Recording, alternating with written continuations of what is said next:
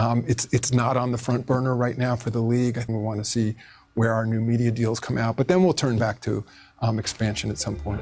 In 2012, the Nets, who've been playing in New Jersey for decades, built a new arena in Brooklyn and relocated there. In 2008, the Seattle Supersonics got their team taken away from them when new owner Clay Bennett saw an opportunity to move the team to his home state of Oklahoma. In 2001, after struggling with finances, the Vancouver Grizzlies were forced to relocate to Memphis. You can go back even further, and so many teams have relocated, and so many teams have joined the league as an expansion team. But through all this time, one thing remained the same. The Seattle Supersonics have the most ardent fan base, all of whom were rightfully pissed off at how they lost their team in the most nefarious way. The Seattle Supersonics select Russell Westbrook from UCLA. Expansion, expansion, expansion. In recent years, that word has come up so many times, with Adam Silver even suggesting that Seattle and maybe even Las Vegas would be the first two cities to get a new team. That is, if they get to that point. However, there's also been conflicting reports that maybe the NBA is not as urgent with expanding in the US as much as they let on, as their sights are set elsewhere. In this video, let's take a detailed look at how Adam Silver and the NBA League office has quietly changed their outlook, and the hopes of Seattle ever getting their team back is dwindling. What caused this and what changed? To have the guy who stole the Sonics from Seattle and moved them to Oklahoma City, I feel really sorry for Sacramento Kings fans right now. You see, the discussion of Seattle getting a new team has been around for over a decade. It started all the way back in 2013. The owner of the Sacramento Kings was the Maloof family. At the time, it was speculated they were struggling with finances and no longer had the ambition to oversee an NBA team. As a result, they started negotiations to sell the franchise to a Seattle-based ownership group, led by Steve Ballmer, the Nordstrom owners, and hedge fund manager Chris Hansen. This new ownership group was expected to relocate the Kings to Seattle and recapture the Supersonics moniker. Except, even though the Maloof family approved the sale, the NBA Board of Governors did not. Eventually, the Kings would be sold to another group led by Vivek Ranadive, who committed to keeping the Kings in Sacramento. In retrospect, the Sonics were so close to getting their team back, but it wouldn't feel right to steal another city's team like that. Much like the Sonics, the Kings have some of the most passionate fans ever, and it would have created, ironically, the same predicament the Sonics have been in for all this time. Ever since then, the NBA has reached several milestones. New TV deals, new campaigns to expand their audience on every continent, new ways to promote their games via social media, even new sponsorships, which may be quite controversial. This was evident by the salary cap limit. From 2006 to 2013, the NBA salary cap barely changed. From 2013 until 2025, the NBA's revenue and popularity exploded. Adam Silver also took over David Stern's role as commissioner in 2014, so he had a lot to do with it. But with the skyrocketing revenue came the looming question we've all wondered for so long. Is it finally time for new expansion teams to join the NBA? In the past years, Adam Silver has been quite vague and skeptical of adding new teams to the league. It was a topic he tried to carefully tread around. However, ever since the COVID pandemic, he became more optimistic. Thus, the talks of expansion resurfaced. In December 2020, Silver made this statement.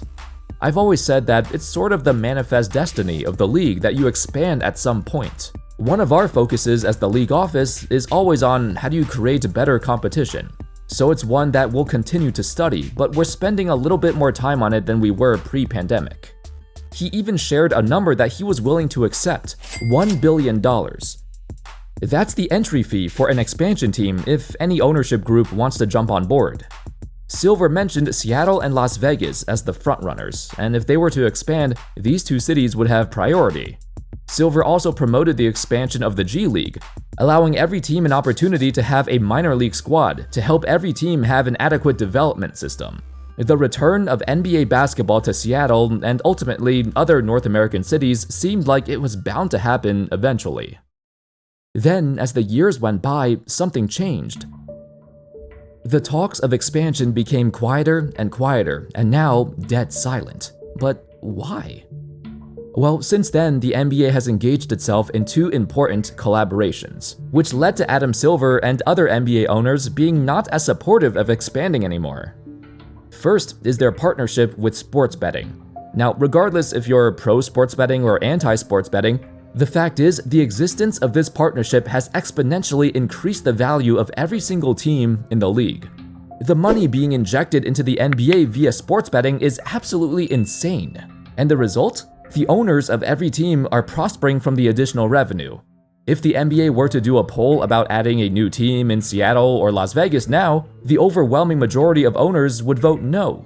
Because if the league has more teams, their own share of the revenue would become more diluted and decrease.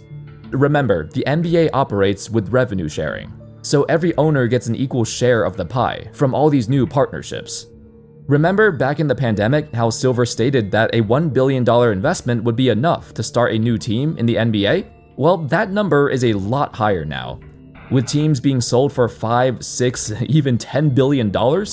If a new team was added today, they would need at least $5 billion to get started. And very few people in the world have that kind of money. And two, the controversial TV deals. A while back, I made a video about how so many fans are unable to watch their favorite team due to blackouts. Sometimes you need to pay an extra subscription to see a broadcast, or sometimes you might not see it at all if you live in a blacked out zone. Because there's conflicts between, the local media and the national media about the rights to broadcast games.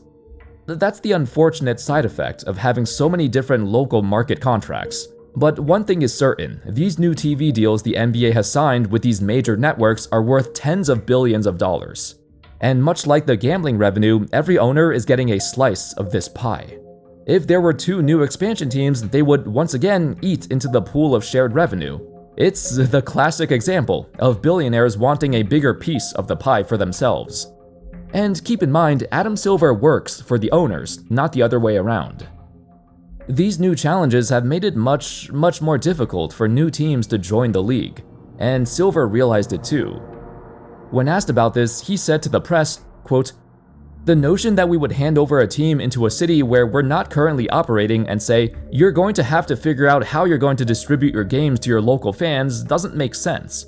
And one other factor we have to look at, we're trying to think what is the value of an expansion? What does it mean to dilute the existing equity?" While the prospect of an expansion dwindles by the day, Silver then dropped a bombshell of an announcement. On September 26, 2025, Silver released a statement that he was considering an NBA Cup in Europe and to create a confederation of teams from multiple continents. The statement including this interesting remark: "There's no reason if we had 4 teams in Europe, you couldn't travel, play the Knicks or Nets, travel to London, play 3-4 times in Europe, come back home. We think there's the opportunity to go into major European capitals and all the opportunities around it." That's quite different than what he thought in years past. Basically, with expansion cities in North America being put on hold, the NBA has looked elsewhere for opportunities to expand their product. The fact that Silver suggests adding European cities to create possibly another league like NBA Europe or something? It's far-fetched, but if he considers this as a bigger possibility than expanding within North America itself, then it looks like Seattle, Las Vegas, or even Vancouver getting a team, the chance of that might be approaching zero. This was a complete 180 compared to a few years ago. This means the discussion behind the scenes with the owners must have convinced Silver that there's no way in this current state of the league that they'd accept new teams and give them a piece of the revenue pie. It's like that old saying, the richer you become, the greedier you get. Beginning in the 2025-26 season, the NBA signed an 11-year, $76 billion media deal with several broadcast networks like ESPN, ABC, NBC, and Amazon Video. This deal had been in the works for several years now, and around this time, Silver has repeatedly mentioned that expanding to Seattle and Vegas would be their first priority after the TV deals are done. We've heard this story before. It's always, let's wait until this happens, then we'll think about Seattle again, or until something else happens, then we'll get to Seattle. They pushed it back for over a decade now. Every single time that Seattle is supposed to get a team, there are more and more obstacles in the way. By having other NBA owners not supporting them, it's made it impossible for any new ownership group to get their foot into the door, not just in Seattle but other cities too. It's ironic, isn't it? The reason why Seattle still doesn't have a team is because of ownership greed. It's the reason that led to their team's departure all the way back in 2008, with the greed of Clay Bennett, who constantly gaslit the city, promising to stay but had no intention of ever fulfilling that promise.